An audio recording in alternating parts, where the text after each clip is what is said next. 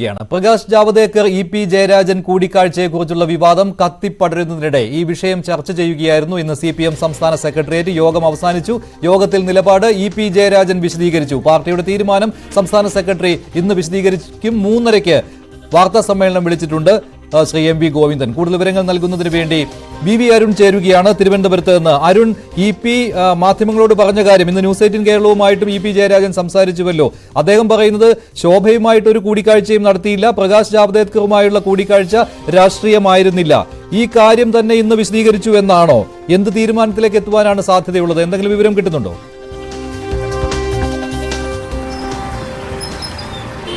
CPM സംസ്ഥാന secretary അല്പസമയം മുമ്പാണ് അവസാനിച്ചത്. ഇ.പി. വിഷയം സംസ്ഥാന സെക്രട്ടേറിയറ്റ് ചർച്ച ചെയ്തു. ഇ.പി. ജയരാജൻ എന്താണ് ഇതിൽ സംഭവിച്ചെന്ന കാര്യം പാർട്ടിക്ക് മുമ്പായി വിശദീകരിച്ചു. നേരത്തെ നമ്മോട് പറഞ്ഞതിന് സമാനമായി തന്നെയാണ് ഇ.പി. സംസ്ഥാന സെക്രട്ടറി യോഗത്തിലും കാര്യങ്ങൾ വിശദീകരിച്ചതെന്നാണ് ലഭിക്കുന്ന സൂചന. രാഷ്ട്രീയ കൂടിക്കാഴ്ചയായിരുന്നില്ല, തികച്ചും സ്വകാര്യ സന്ദർശനം. അതുകൊണ്ടാണ് ആ രീതിയിൽ പാർട്ടിയെ അറിയിക്കാത്തതും പുറത്ത് പറയാതിരുന്നതും. ഒരു തരത്തിലുള്ള രാഷ്ട്രീയവും ആ യോഗത്തിൽ ചർച്ചയായില്ല, ആ കൂടിക്കാഴ്ച ചർച്ചയായില്ല എന്നൊരു വിശദീകരണമാണ് ഇ.പി. ജയരാജൻ നൽകിയത്. എന്താണ് ഇ.പി. ജയരാജന് ഈ വിഷയത്തിലുള്ള സംസ്ഥാന സെക്രട്ടറി തീരുമാനമെന്ന കാര്യത്തിൽ നമുക്ക് വ്യക്തത ഉണ്ടായിട്ടില്ല. 3:30-ക്ക് വാർത്താ സമ്മേളനം സംസ്ഥാന സെക്രട്ടറി നടത്തും. അപ്പോൾ ഇതുമായി ബന്ധപ്പെട്ട കാര്യങ്ങൾ അദ്ദേഹം വിശദീകരിക്കും. കാര്യമായൊരു നടപടി ഇ.പിക്കെതിരെ ഉണ്ടായേക്കില്ല എന്ന സൂചനകൾ പുറത്ത് വരും. പക്ഷേ അപ്പോഴും അതിലൊരു വ്യക്തതയില്ല. കാരണം ജാഗ്രത കുറവുണ്ടായിട്ടുണ്ടെന്ന് മുഖ്യമന്ത്രി തന്നെയാണ് പരസ്യമായി ഇ.പി. ജയരാജന്റെ വിഷയത്തിൽ പറഞ്ഞത്. അതുകൊണ്ട് തന്നെ ആ ജാഗ്രത കുറവ് ഒരു പരസ്യ ശാസനപൂർവ്വ നടപടിയെങ്കിലും ഉണ്ടാകുമോ എന്ന തരത്തിലുള്ള ആശങ്കകൾ നേരത്തെ ഉയർന്നിരുന്നു. അത്തരം കാര്യങ്ങൾ കൃത്യം വൈകിട്ട് 3:30-ക്കുള്ള വാർത്താ സമ്മേളനത്തിൽ CPM സംസ്ഥാന സെക്രട്ടറി വിശദീകരിക്കും. ഇന്നത്തെ യോഗത്തിന്റെ പ്രധാന അജണ്ട തെരഞ്ഞെടുപ്പ് അവലോകനമായിരുന്നു. അരുൺ, ഒരു കാര്യം കൂടി, ഇപ്പോൾ ഇ.പി. പ്രകാശ് ജാവദേക്കർ ചർച്ച ഇതേക്കുറിച്ചുള്ള ഒരു ചർച്ചയായിരിക്കുമല്ലോ സ്വാഭാവികമായും ഉണ്ടായിരിക്കുക. പക്ഷേ അതിനേക്കാൾ കടന്ന് ശോഭാ സുരേന്ദ്രൻ ഇന്നും ഇ.പി.യുമായി 3 തവണ ചർച്ച നടത്തിയിരുന്നു. അത് BJP-യിൽ ചേരുന്നതിന് വേണ്ടിയാണ്. ഇക്കാര്യം ആവർത്തിക്കുകയാണല്ലോ. ഇത് പാർട്ടിയെ കുഴപ്പിക്കുന്നില്ലേ? ഇതിലേക്ക് ചർച്ച പോകുന്നുണ്ടോ? ആ ആരോപണം പൂർണ്ണമായും ഇ.പി. ജയരാജൻ നിഷേധിച്ചു. അത്തരത്തിൽ കൂടിക്കാഴ്ച നടന്നിട്ടില്ല. ശോഭാ സുരേന്ദ്രനെ നേരിട്ട് കണ്ടിട്ടേ ഇല്ല എന്ന നിലപാടാണ് ഇ.പി. സ്വീകരിച്ചത്. ഡൽഹിയിൽ ഹോട്ടൽ ലളിത് നടന്ന കൂടിക്കാഴ്ചയെ ഇ.പി. തള്ളിക്കളഞ്ഞു. ആ ഹോട്ടലിൽ താൻ ഇതുവരെ പോയിട്ടില്ല എന്നാണ് അദ്ദേഹം നിലപാട്. അതുകൊണ്ട് തന്നെ അത്തരം ആരോപണങ്ങളിലേക്ക് ചർച്ച വന്നില്ല എന്ന് വേണം മനസ്സിലാക്കാൻ. ജാവദേക്കറെ ഇ.പി. ജയരാജൻ കണ്ട സാഹചര്യവും അതുപോലെ തിരഞ്ഞെടുപ്പ് ദിവസം ഈ ആരോപണത്തെ സ്ഥിരീകരിക്കുന്ന തരത്തിലുള്ള പ്രതികരണവുമാണ് CPM-നെ കുഴപ്പിച്ചതും CPM നേതൃത്വം വലിയ അമർഷമുണ്ടാക്കിയതും. ആ കാര്യങ്ങളാണ് പ്രധാനമായും സെക്രട്ടേറിയറ്റ് ചർച്ച ചെയ്തത്. അതിലാണ് ഇ.പി.യുടെ വിശദീകരണം കേട്ടതെന്നാണ് മനസ്സിലാകുന്നത്. എന്ത് തീരുമാനമാണ് അല്ലെങ്കിൽ എന്ത് ശുപാർശയാണ് ഇതിൽ, അല്ലെങ്കിൽ ഇ.പി.യുടെ ഈ പരാമർശം ഏത് തരത്തിലാണ് പാർട്ടി ഔദ്യോഗികമായി കാണുന്ന കാര്യത്തിലാണ് ഈ വ്യക്തത വരേണ്ടത്. അത് വൈകിട്ട് വാർത്താ സമ്മേളനം വ്യക്തമാകും. അതിനു മുമ്പ് വിവരം ലഭ്യമാക്കാനുള്ള ശ്രമങ്ങളും തുടരുന്നുണ്ട്. ഏതായാലും ഇപ്പോൾ അതുമായി ബന്ധപ്പെട്ട ഏതെങ്കിലും തരത്തിലുള്ള നടപടിയോ അല്ലെങ്കിൽ ഏതെങ്കിലും തീരുമാനമോ CPM ഭാഗത്തുണ്ടായോ നമുക്ക് ഈ ഘട്ടത്തിൽ അറിയാൻ കഴിഞ്ഞിട്ടില്ല. ശരി, മറ്റൊരു കാര്യം കൂടി, ഈ തെരഞ്ഞെടുപ്പ് അവലോകനമായിരുന്നുവല്ലോ പ്രധാന അജണ്ട. എന്താണ് വിലയിരുത്തൽ പാർട്ടിയുടെ? എത്ര സീറ്റുകൾ വരെ കിട്ടാമെന്നാണ്? 10 സീറ്റിന് മുകളിൽ CPM ഉറപ്പിക്കുന്നു. അത് 12, 12 14 സീറ്റ് വരെ ആകാമെന്ന ഒരു റിപ്പോർട്ടാണ് ജില്ലാ നേതൃത്വങ്ങൾ നൽകിയിട്ടുള്ളത്. അത് ആ രീതിയിൽ CPM എടുക്കുന്നില്ല. ഏതായാലും 10 സീറ്റിന് മുകളിലേക്ക് പോകുമെന്ന ഉറപ്പാണ് നേതാക്കൾ നൽകുന്നത്. വടകരയിൽ കടുത്ത പോരാട്ടമായിരുന്നു. ചെറിയ വോട്ടിനെങ്കിലും അവിടെ ജയിച്ചു കയറുമെന്നാണ് വടകര ലോക്സഭാ മണ്ഡലം സംബന്ധിച്ച് CPM-ന്റെ വിലയിരുത്തൽ. കാസർഗോഡ് വിജയം ഉറപ്പെന്നവർ പറയുന്നു. കണ്ണൂരും വിജയം ഉറപ്പാണ്. അതുപോലെ തന്നെയാണ് ആലത്തൂരും പാലക്കാടും വിജയിക്കുന്ന സീറ്റുകളുടെ കൂട്ടത്തിലാണ് CPM പെടുത്തിയിരിക്കുന്നത്. അതിൽ മറ്റൊന്ന് ചാലക്കുടി ലോക്സഭാ മണ്ഡലം. ചാലക്കുടിയിൽ വലിയ രീതിയിൽ 1,00,000-ലേറെ വോട്ട് T20 പിടിക്കും. അവിടെ അതുകൊണ്ട് തന്നെ വിജയം ഉറപ്പെന്ന ജില്ലാ കമ്മിറ്റി വിലയിരുത്തുന്നു. സംസ്ഥാന സെക്രട്ടേറിയറ്റും അത്തരമൊരു വിലയിരുത്തൽ നടത്തിയിട്ടുള്ളത്. ചാലക്കുടിയും ജയിക്കുന്ന കൂട്ടത്തിലാണ് CPM കണക്കുകൂട്ടുന്നത്.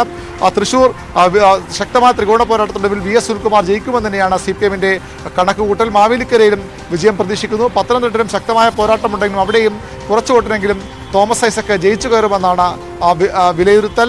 ആറ്റിങ്ങൽ വിജയിക്കുന്ന സീറ്റുകളുടെ കൂട്ടത്തിലാണ്. തിരുവനന്തപുരത്തെ 2 ലോക്സഭാ മണ്ഡലങ്ങൾ ആറ്റിങ്ങലിന് പുറമെ തിരുവനന്തപുരം കൂടി ജയിക്കുമെന്ന് ജില്ലാ നേതൃത്വത്തിൻ്റെ റിപ്പോർട്ടുണ്ട്. എന്നാൽ അത് പൂർണ്ണമായും ആ രീതിയിൽ സംസ്ഥാന സെക്രട്ടറി ഉൾക്കൊണ്ടിട്ടില്ല. അവിടെ അത്ഭുതങ്ങൾ സംഭവിച്ചാൽ ജയിക്കാമെന്നാണ് സംസ്ഥാന സെക്രട്ടേറിയറ്റിൻ്റെ വിലയിരുത്തൽ. ഏതായാലും 10 സീറ്റിന് മുകളിലേക്ക് ഉള്ള വിജയം ഇത്തവണ ഉണ്ടാകും. ഭരണവിരുദ്ധ വികാരമായിരുന്നു സർക്കാരിനെതിരെ ഉണ്ടാകുമെന്ന് പൊതുവിൽ വിലയിരുത്തപ്പെട്ടത്. അത് ആദ്യം തിരിച്ചറിഞ്ഞത് CPM ആണ്. അതുകൊണ്ട് തന്നെ പ്രചരണ തുടക്കഘട്ടത്തിൽ തന്നെ ആ ഭരണവിരുദ്ധ വികാരത്തിനെ എങ്ങനെ മറികടക്കാമെന്ന് കൃത്യമായ നടപടികളിലൂടെ അത് മറികടക്കാൻ കഴിഞ്ഞിട്ടുണ്ടെന്ന ആത്മവിശ്വാസമാണ് CPMനുള്ളത്. അതുകൊണ്ട് തന്നെ ഭരണവിരുദ്ധ വികാരം തെരഞ്ഞെടുപ്പിൽ ഏശിയിട്ടില്ല. വലിയ വിജയം ഈ തെരഞ്ഞെടുപ്പിൽ ഉണ്ടാകും. അത് ഇരട്ടക്കം കടന്നുള്ള ഒരു വിജയപ്രതീക്ഷയാണ് സംസ്ഥാന സെക്രട്ടേറിയറ്റ് പങ്കുവയ്ക്കുന്നത്.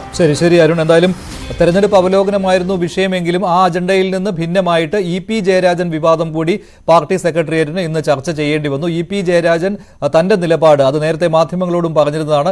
ഇക്കാര്യങ്ങൾ സെക്രട്ടേറിയറ്റിൽ അറിയിച്ചു. എന്തായാലും 3:30 പാർട്ടി സെക്രട്ടറി വാർത്താ സമ്മേളനം വിളിച്ചിട്ടുണ്ട്. അതിൽ കൂടുതൽ കാര്യങ്ങൾ പറയും. സംസ്ഥാന സെക്രട്ടേറിയറ്റിലേക്ക് പോകുന്നതിന് മുൻപ് VV അരുണുമായിട്ട് EP ജയരാജൻ സംസാരിച്ചിരുന്നു. അദ്ദേഹം പറഞ്ഞത് ശോഭാ സുരേന്ദ്രനുമായി ഒരു കൂടിക്കാഴ്ചയും നടത്തിയിട്ടില്ല എന്നാണ്. പ്രകാശ് ജാവദേക്കറുമായുള്ള കൂടിക്കാഴ്ച അദ്ദേഹം നേരത്തെ തന്നെ സമ്മതിച്ചതാണ്. അതിലൊരു ജാഗ്രത കുറവുണ്ടായി എന്ന് ആവർത്തിച്ച് പറയുകയാണ് EP ജയരാജൻ. പക്ഷേ രാഷ്ട്രീയമായ ഒരു വിഷയവും ചർച്ച ചെയ്തിട്ടില്ല എന്നായിരുന്നു EP ജയരാജന്റെ നിലപാട്. VV അരുണുമായി EP ജയരാജൻ സംസാരിച്ചതിന്റെ പ്രസക്ത ഭാഗങ്ങൾ കേൾക്കാം. EP ജയരാജൻ വലിയ വിവാദങ്ങളിൽപ്പെട്ട് അദ്ദേഹത്തിന് വലിയ വിമർശനം വരുന്ന ഘട്ടമാണ്. അദ്ദേഹം നിലപാട് വ്യക്തമാക്കുന്നു. ശോഭാ സുരേന്ദ്രൻ എന്ന നേതാവ് BJP നേതാവ് അദ്ദേഹം കൂടിക്കാഴ്ച നടത്തിയിട്ടില്ല, ഒരു തവണ പോലും അവരെ കണ്ടിട്ടില്ല. എന്നിട്ടും എന്തുകൊണ്ടാണ് EP ജയരാജൻ ടാർഗറ്റ് ചെയ്യപ്പെടുന്നത്? എനിക്ക് ഒരു ആസൂത്രിതമായ ഒരു ഗൂഢാലോചന ഇതിന്റെ പിന്നിൽ നടന്നുകൊണ്ടിരിക്കുകയാണ്. എന്തും പറയാൻ പഠിക്കാത്തൊരു സ്ത്രീയെ ഉപയോഗിച്ചുകൊണ്ടായി നടത്തുന്നത് എന്നുള്ളതാണ് ഇപ്പോഴത്തെ അവർ പറഞ്ഞിട്ടുള്ള സ്ത്രീ പറഞ്ഞിട്ടുള്ള കാര്യങ്ങൾ നിങ്ങൾ മാധ്യമക്കാർ സ്വതന്ത്രമായി അന്വേഷിച്ചിട്ട് പറയും. ഞാനിപ്പോൾ ഡൽഹി പോയൊരു കാലത്രേ ഞാൻ ആകെ രണ്ട് വർഷത്തിനുള്ളിൽ ഡൽഹിയിൽ പോയത് ആകെ ഒരു പ്രാവശ്യം നമ്മുടെ സമരത്തിന്റെ കാര്യത്തിൽ.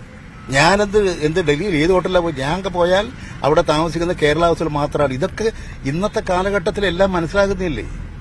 ഓരോ കാര്യങ്ങളും മനസ്സിലാക്കാൻ കഴിയുന്നതല്ലേ? എന്തെങ്കിലും വിളിച്ചു പറയുക, അത് കൊടുക്കാൻ കുറച്ച് മാധ്യമങ്ങൾ. അതുകൊണ്ടല്ലേ ഇതിങ്ങനെ വരുന്നത്?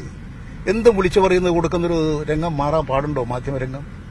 തെരഞ്ഞെടുപ്പ് ദിവസം തന്നെ ഇത്തരമൊരു ആരോപണവും ആ 2 ദിവസത്തിനുള്ളിലാണ് വരുന്നത്. അതിലെന്തെങ്കിലും വേറെന്തെങ്കിലും ഗൂഢാലോചന ആസൂത്രിതമായിട്ടുള്ളൊരു ഗൂഢാലോചന നടക്കുന്നുണ്ട് തന്നെയാണ് ഞാൻ കരുതുന്നത്. എന്ന് മാത്രമല്ല അതിലൊരു പ്ലാനിംഗ് ഉണ്ട്. എന്നെപ്പോലെയുള്ള ഒരാൾ BJP പോവാൻ ആർക്കത് വിശ്വസിക്കാൻ കഴിയുക? പിന്നെ ഞാൻ ഈ ശോഭാ സുരേന്ദ്രൻ എടുക്കുക, ഞാൻ പോവാനോ? എന്ത് കണക്കാക്കിയിട്ടാ പറയുന്നത്? ശോഭാ സുരേന്ദ്രൻ BJPയുടെ ഒരു വിമതപക്ഷത്തേക്ക് നേതാവ് കൂടിയാണ്. കഴിഞ്ഞ നേരത്തെയൊക്കെ സുരേന്ദ്രനുമായി ഏറ്റുമുട്ടിക്കൊണ്ടിരിക്കുന്നതാണ്. അവര് BJP തന്നെ ഒറ്റപ്പെട്ടുകൊണ്ടിരിക്കുന്ന അവസ്ഥയാണ്. ഞാൻ കാണാൻ പോകുന്നൊരു നേതാവ് പരിഹാസം എനിക്ക് തോന്നുന്നത്. ആ സ്ത്രീക്ക് എന്താ പറ്റിയത്? ഈ ശോഭാ സുരേന്ദ്രൻ ഇടയ്ക്ക് CPMലേക്ക് വരും, അവിടെ BJPയിൽ അവർക്ക് വലിയ അവഗണനയുണ്ട് എന്നൊക്കെ പറഞ്ഞിട്ട് അങ്ങനെ വാർത്തകളൊക്കെ ഉണ്ടായിരുന്നു. അതിലെന്തെങ്കിലും ഇടപെടൽ EP നടക്കും? കാരണം ഇത്ര പല ഓപ്പറേഷനിൽ EP ഉണ്ടാവാറുണ്ട്, അതുകൊണ്ട് ചോദിക്കുകയാണ്. ഞാൻ ഇത്തരം ആ കാര്യത്തിലൊന്നും ഞാൻ ഇടപെട്ടിട്ടില്ല. ഇങ്ങനെ ഒരു വാർത്ത ഞാൻ കേട്ടിരുന്നു എന്നുള്ളത് ശരിയാണ്. പക്ഷെ എനിക്ക് ഈ സ്ത്രീയെ അറിയാവുന്നത് കൊണ്ട് ഞാൻ അങ്ങനെ അത്തരം കാര്യങ്ങളിലേ ഇടപെടാറില്ല. ശരിയായ നിലയിൽ രാഷ്ട്രീയ കാര്യങ്ങൾ കൈകാര്യം ചെയ്യുക, പോവുക എന്നുള്ളതല്ലാതെ ഞാൻ അത്തരം കാര്യങ്ങൾ ഇടപെടുന്ന ശീലം എനിക്കില്ല, ഇടപെടാറുമില്ല. ഈ മുഖ്യമന്ത്രിയായിട്ടൊക്കെ വളരെ അടുത്ത ബന്ധമുള്ള ആളാണ് അങ്ങ്. ഇങ്ങനെ ഒരു ഗൂഢാലോചന നടന്ന് അങ്ങയുടെ ഫ്ളാറ്റിലേക്ക് ഇത്തരം ഒരാൾ വരുമ്പോൾ, അങ്ങയുടെ മകന്റെ ഫ്ളാറ്റിലേക്ക്, അതൊന്ന് മുഖ്യമന്ത്രിയെങ്കിലും അറിയിക്കണ്ടായിരുന്നു? അല്ല, ഞാൻ പറയുന്നത് ആരൊക്കെ വരുന്നുണ്ട് മുഖ്യമന്ത്രിനെ അറിയിക്കേണ്ട എന്താ വിഷയമുള്ളത്? ഒരാൾ വഴിപോകുന്ന അവസരത്തിൽ എന്നെ പരിചയപ്പെടാൻ വേണ്ടി വരുന്നു. ഞാനിവിടെ കേരളത്തിൽ അവരുടെ BJPയുടെ ഒരു ഇതായിട്ടെന്തോ പ്രത്യേക ചുമതലക്കാരനായി പ്രവർത്തിക്കുന്നു. എല്ലാ രാഷ്ട്രീയക്കാരുമായിട്ട് ഞാൻ കണ്ടിട്ടുണ്ട്, പരിചയപ്പെട്ടിട്ടുണ്ട്. നിങ്ങളുമായിട്ട് ഇതുവരെ പരിചയപ്പെടാൻ പറ്റിയില്ല. അതുകൊണ്ട് പരിചയപ്പെടാൻ വേണ്ടി മാത്രമാണ്. ഇങ്ങനെ ഒരാൾ പറഞ്ഞാൽ ഞാൻ എന്താ പറയേണ്ടത്?